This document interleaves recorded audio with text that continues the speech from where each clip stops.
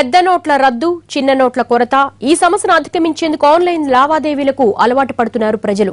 Computer, mobile ఫోన్ల ద్వారానే కొనుగోలు చేస్తున్నారు. మరోవైపు డెబిట్, క్రెడిట్ కార్డులతో స్వైపింగ్ కొనుగోలు కూడా పెరిగాయి. అయితే నెట్ బ్యాంకింగ్, స్వైపింగ్ లో జాగ్రత్తలు తప్పనిసరి.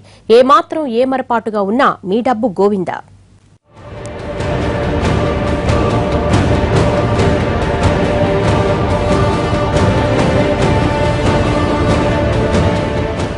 పాత 500, 1000 నోట్ల రద్దు తర్వాత డెబిట్, క్రెడిట్ కార్డులతో స్వైపింగ్లు పెరిగాయి. ఆన్లైన్ కొనుగోళ్లు పెరిగాయి. పెద్ద పెద్ద షాపింగ్లకే కాదు, 200-300 బిల్లుకు సైతం కార్డులనే వాడుతున్నారు. అయితే కార్డు ఉంది కదా అని ఎడాపెడా స్వైపింగ్ చేస్తే క్లోనింగ్ ముఠా చేతిలో పడే ప్రమాదం పొంచి ఉంది. అందుకే తగిన జాగ్రత్తలు తీసుకోవాలి. మరోవైపు ఆన్లైన్లో కొనుగోళ్లు ఎక్కువైపోయాయి. ఇక్కడే తగిన జాగ్రత్తలు తీసుకోవాలి, లేకపోతే మీ కార్డ్ హ్యాకింగ్ కావచ్చు.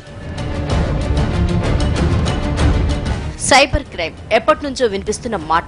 అయితే ఇటీవల కాలంలో అవి మరింతగా పెరిగాయి.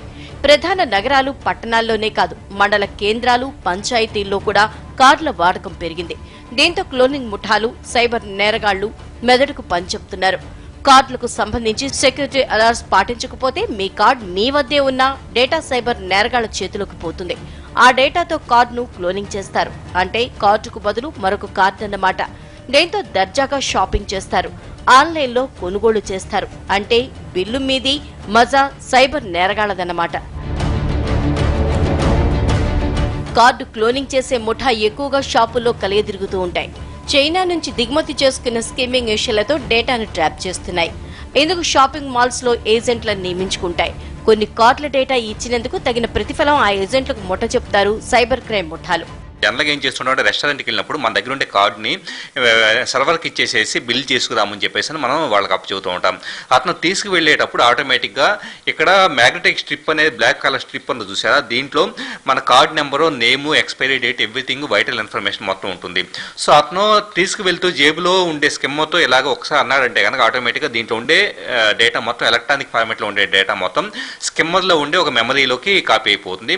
కాపీ అయిన తర్వాత అతను ఒక రోజు మొత్తం మీద లేదా 1 వీక్ మొత్తం మీద ఇలా కలెక్ట్ చేసిన కార్డు ఇన్ఫర్మేషన్ మొత్తాన్ని ఎవరైతే కనుక స్కిమ్మింగ్ ముఠాల వాళ్ళు అతనికి జాబ్ ఇచ్చి ఉన్నారో వాళ్ళకి అప్పచెబుతూ ఉంటారు. సో ఇలాగ మనకి ఒక్కొక్క 50 మందికి వచ్చేటప్పటికి ఒక 5,000 రూపాయలు, 10,000 రూపాయలు ఆఫర్ చేస్తుంటారు. ఈ విధంగా స్కిమ్మింగ్ అనేది ఎక్కువ అవకాశం కనపడుతుంది. Restaurant, shopping mall, cinema halls, department stores, petrol bunk ఇలా ఎక్కడైనా సరే కార్డును స్వైప్ చేస్తుంటే పిన్ నెంబర్ ని ఎట్టి పరిస్థితుల్లోనూ చెప్పదు. పిన్ ఎవరికి కనిపించకుండా నొక్కాలి. ఇక ఆన్లైన్లో షాపింగ్ చేసేటప్పుడు ఫోన్కి 1 టైం పాస్వర్డ్ వస్తుంది. ఈ ఓటీపీని ఎవరికి షేర్ చేయకూడదు. ఎందుకంటే ఓటీపీతో మీ అకౌంట్ హ్యాక్ చేస్తారు సైబర్ నేరగాళ్లు. కంప్యూటర్కు యాంటీవైరస్ సాఫ్ట్వేర్, బ్రౌజర్ సెక్యూరిటీ బాగా ఉండేలా చూసుకోవాలి. ఆన్లైన్ ట్రాన్సాక్షన్స్ పూర్తయిన వెంటనే లాగౌట్ కావాలి. POS మెషిన్స్ చాలా కీలకమైన పాత్ర. ఎందుకంటే కనుక నెట్ బ్యాంకింగ్ కావచ్చు, లేకపోతే డెబిట్, క్రెడిట్ కార్డుల వినియోగం ఆన్లైన్లో చేయడం కావచ్చు, ఇలాంటివి చాలా తక్కువ స్థాయిలో ఉంటాయి. మనం రోజువారీ ఏదైనా షాప్కి వెళ్ళినా కానీ లేదా చిన్న వాడితో మనం ట్రాన్సాక్షన్ చేయాలన్నా కానీ POS మెషిన్స్ ఆధారంగా నిలుస్తూ ఉంటాయి. మెడికల్ షాప్కి వెళ్ళేసి మనం మెడిసిన్స్ కొనుక్కోవాలన్నా కానీ POS మెషిన్ ద్వారా కార్డు స్వైప్ చేయాల్సిన అవసరం కనపడుతుంది. కాబట్టి ఏంటంటే ఖచ్చితంగా ఇది ఈజీనే కానీ మనకి బెనిఫిషియలే కానీ సెక్యూరిటీ పరమైన జాగ్రత్తలు కొద్దిగా ఉన్నాయి. అవగాహన రాహిత్యం వల్ల ఏర్పడుతుంది. వాటిని అవగాహన పెంచుకోగలిగితే బెటర్గా. హ్యాకింగ్, క్లోనింగ్ ముఠాలు ఫోన్లు కూడా చేసి వలేస్తుంటాయి. ఎట్టి పరిస్థితుల్లోనూ వివరాలు చెప్పకూడదు. ముఖ్యంగా ఇలాంటి ఫోన్లు వస్తే ఎలాంటి సమాచారము ఇవ్వకూడదు. బ్యాంక్ ప్రతినిధులమంటూ Aadhaar card, PAN card, 1 time password వివరాలు అడుగుతారు.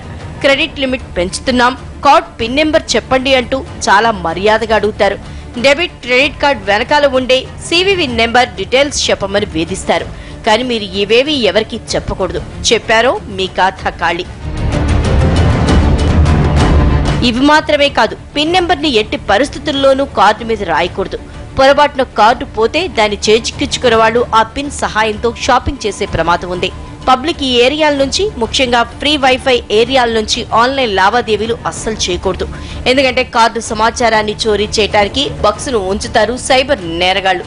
ఏటీఎంలలో లైటింగ్ లేకపోతే కార్డును ఉపయోగించకూడదు. ఎందుకంటే లైటింగ్ డిమ్ చేసే సర్వేలెన్స్ కెమెరాలు పెట్టి కార్డు సమాచారాన్ని సైబర్ నేరగాళ్లు రీడింగ్ చేసే ప్రమాదం ఉంది. పిన్ ఎంటర్ చేసేటప్పుడు ఎవరికీ కనిపించనీయకుండా చేసుకోవాలి. అన్నింటికన్నా ముఖ్యంగా మీ బ్యాంక్ ఖాతాలకు మొబైల్ నెంబర్ రిజిస్టర్ చేయించుకోవాలి. దీంతో లావాదేవీలకు సంబంధించి ఎప్పటికప్పుడు అలర్ట్స్ వస్తుంటాయి. ఏటీఎం పిన్ నెంబర్ ని తరచూ మార్చుకోవాలి.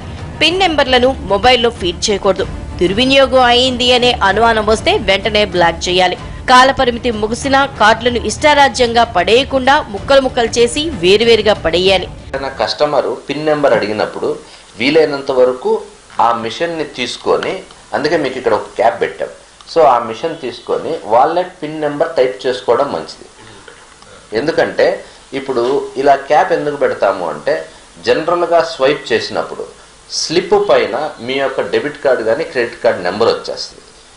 వెనక పక్క CVV 3 డిజిట్ కోడ్ ఉంటుంది. అది తెలిసి పిన్ నెంబర్ తెలిసిందనుకోండి, ఆటోమేటిక్గా ఎవరి కార్డు అయినా వేరే వాళ్ళు యూజ్ చేసేదానికి ఆస్కారం ఉంటుంది.